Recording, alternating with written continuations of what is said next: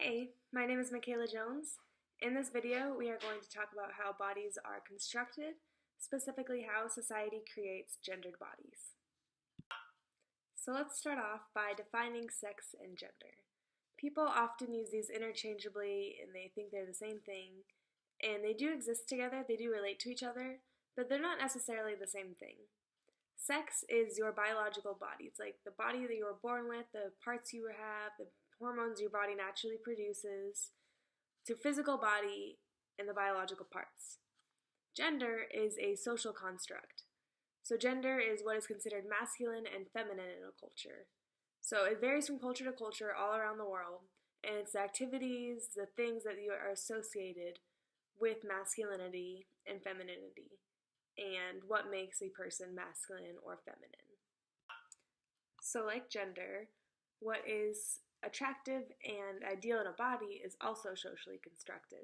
So society determines what features are considered masculine and which features are considered feminine, and which of those fit the ideals of each gender. So society determines how you look and how a society should look. How a person looks is not natural, inherent. Like we aren't born knowing how a person should look. We grow up socialized as to how we want to look when we grow up. And so in our reading in Unit 1, we had a reading entitled The Socially Constructed Body by Judith Lorber and Patricia Yancey Martin. And in that they say, members of a society construct their bodies in ways that comply with accepted views of masculinity.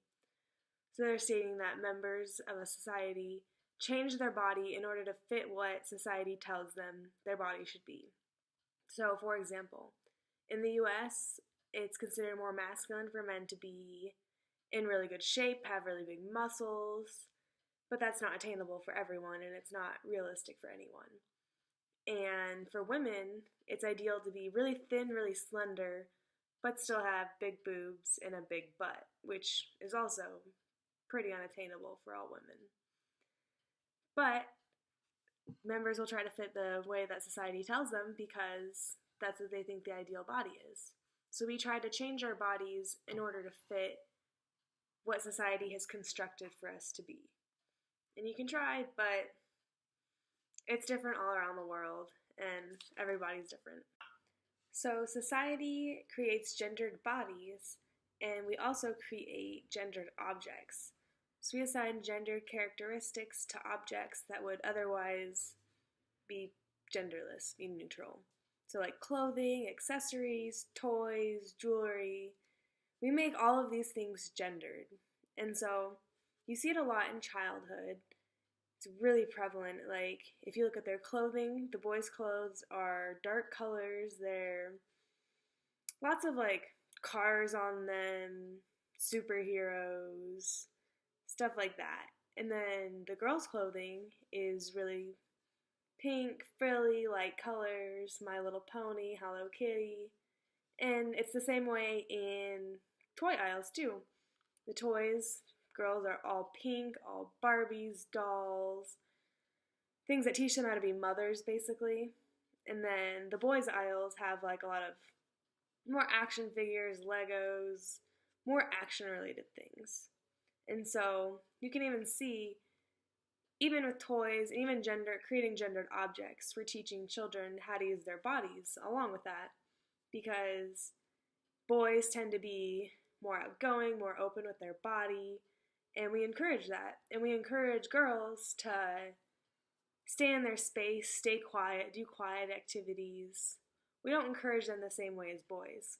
So we raise kids with all these body gender ideals and how to enact their gender through their body, how to look more masculine, look more feminine, and we give them toys that enhance that as well.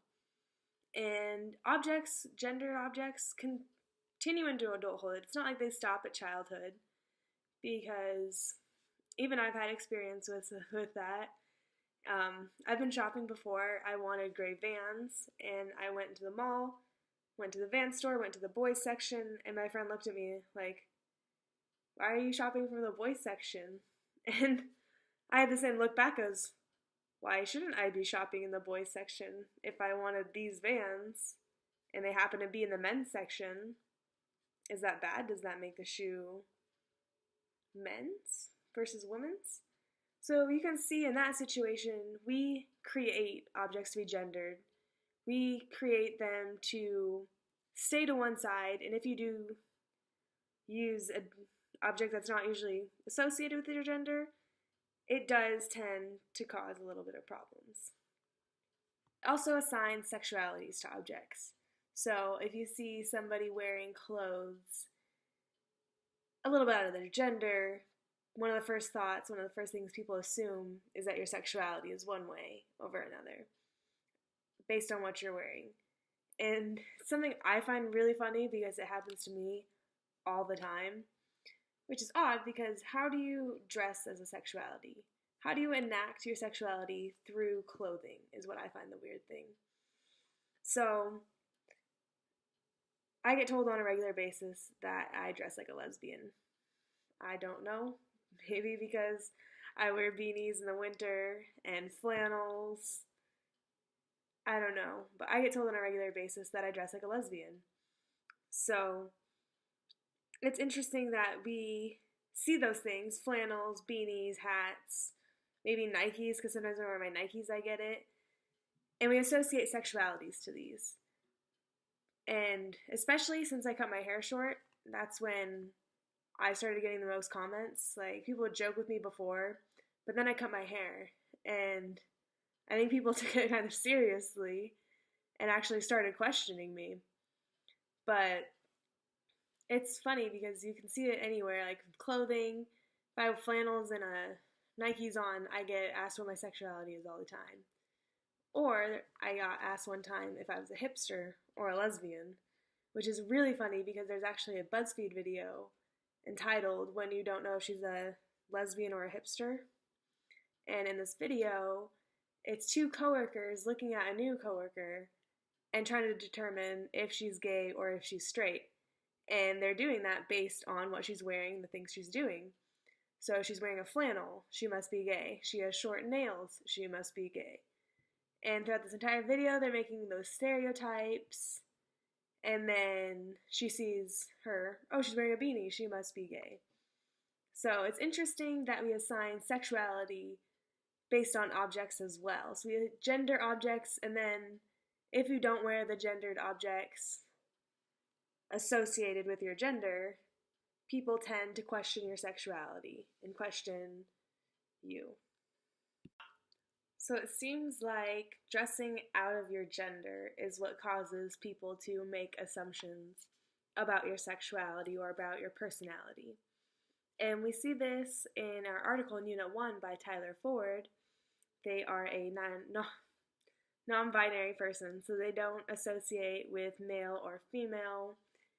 They do whatever they'd like, wear whatever they'd like, and even they said they get really positive comments and then really negative comments, a lot of questioning their sexuality, questioning who they are.